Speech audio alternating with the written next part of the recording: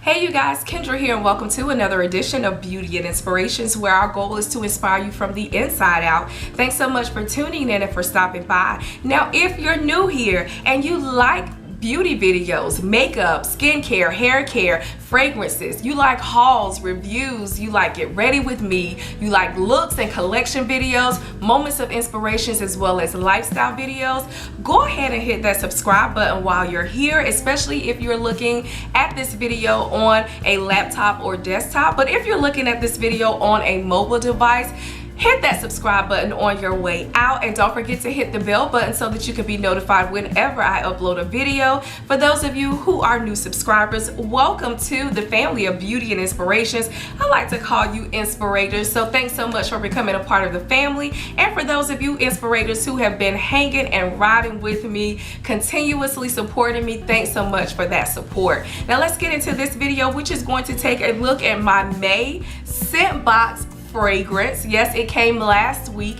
and I want to show you guys what I got and let you know how I feel about this fragrance. And so if you're interested in seeing my take on my May Scentbox fragrance, go ahead and stay tuned.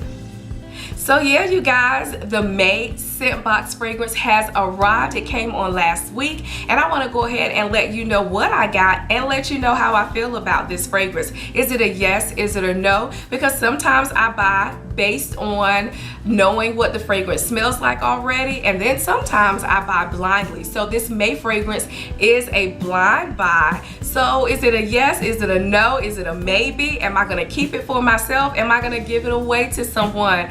Yeah, I'm gonna let you know that, you guys, right now. So if any of you are not so familiar with Scentbox, Scentbird, subscription services such as that, they are fragrance subscription services, and each month you can receive one or two or however many fragrances you want. I think there's different options for you from each company. I'm with Scentbox, and I'm not being sponsored by them. They're not providing these scents for me. I've purchased these scents with my own coins. I love being a part of the subscription service because I love fragrances, you guys. I love to smell good, and I love trying out and discovering new scents to add to my collection. So the May Scentbox fragrance that I chose was a blind buy, and it comes from the house of Bond number 9. I am becoming more and more intrigued with lines like Bond number 9, which are considered niche fragrance lines.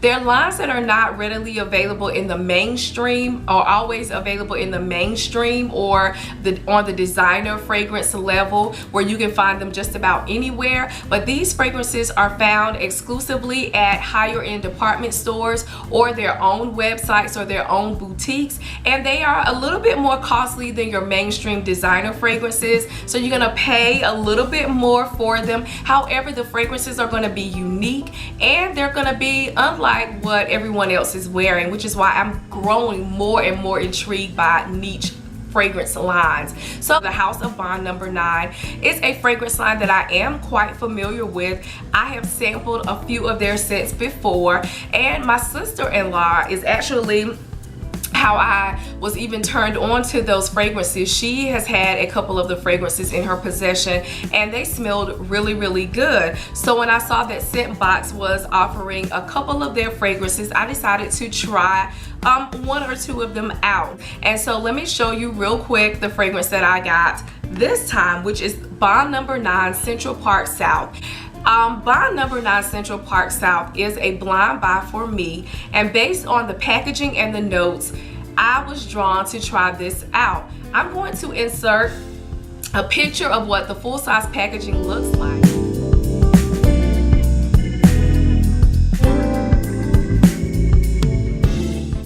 And you guys will see it's a pink and white bottle, and it does have a rose wrapped around the neck of the bottle. So I was like, that bottle is beautiful. If I were to buy this, I would love to display this on my vanity or where I store my fragrances. But I was a little bit surprised when I read the notes to realize that there aren't any roses or rose scents in this, or rose notes in this fragrance at all. So let me read to you the fragrance notes, or the notes in this fragrance. Now this scent was released March of 2013, so it's a few years old, but the notes in this fragrance is gentle grapefruit blossom, black currant buds, jasmine, lily of the valley, and it has base notes or base of classic woody notes. So how do I feel about this fragrance? So first of all, again, I was a little bit surprised that it didn't have any rose notes listed among the notes available in this fragrance.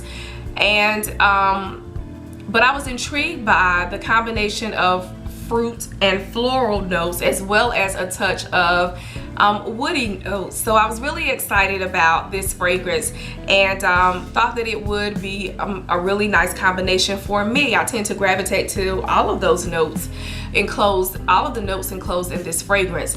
So when I smelled it initially, of course, I smelled it by turning up the packaging and sniffing the atomizer, and at first I thought, okay, it's okay.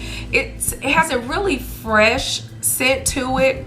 It's really fresh, and it's green, if you will.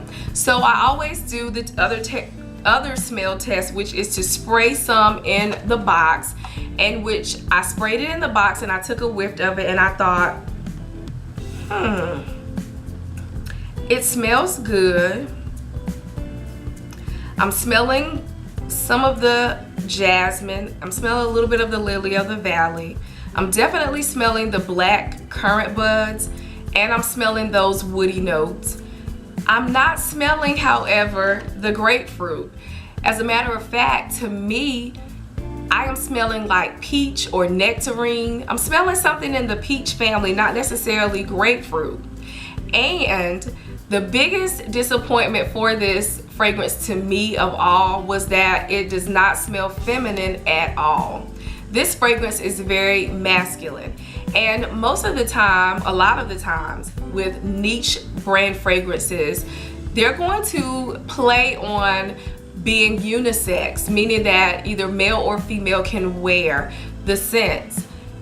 This is one of those fragrances that I think is marketed for a female. The packaging says female, but the scent says masculine. So I decided to actually spray the fragrance on my post points, the post point of my wrist, to see how it would mix in with my body chemistry, and to see if it would mellow out, and as it dried down, if it would, you know, get a little bit more feminine. And unfortunately, it did not. As a matter of fact, my son and my husband both said that I smelled like I had on a man's cologne.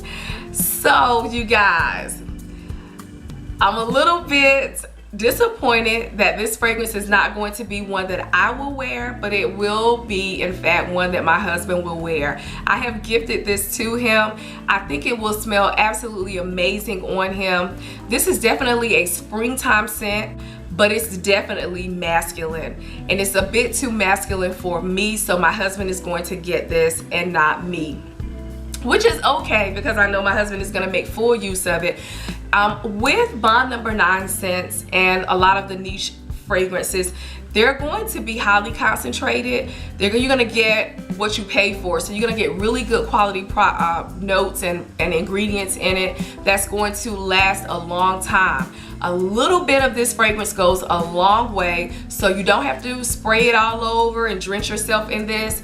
A little bit goes a long way, and so I know this is going to smell really, really good on my husband. This is more so of a daytime wearable scent, so I'm sure he'll be able to wear it to the office, or wear it to church, or wear it like for daytime events.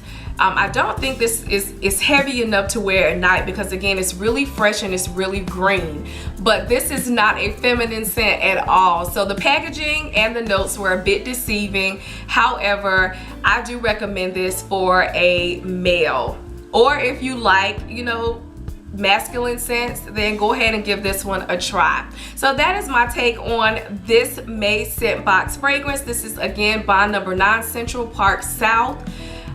It's a no for me, but it's definitely a yes for my husband. And it doesn't smell bad at all. It smells really, really good, but it's just too masculine for me. So if you guys have any suggestions of fragrances you want me to try out, because Scentbox has over 400 or more fragrances. So if you have any scents that you want me to try out, to put in my queue to receive through Scentbox, then leave that below. If you guys are familiar with bond number 9 and you have a fragrance in that line that you would like for me to try out, let me know in the comment sections below. If you guys are familiar with this particular scent and you feel the same way about it, let me know in the comment section, because sometimes, you know, our noses can be a little bit deceiving. You know, everyone smells something differently, but yeah, to me this was too masculine for me. So yeah, you guys, that's it. That's my take on my May Scentbox fragrance. So yeah, that's it. Don't forget, you guys, to thumbs up this video. Don't forget to subscribe to the channel, like as well as share this video to let people know what's going on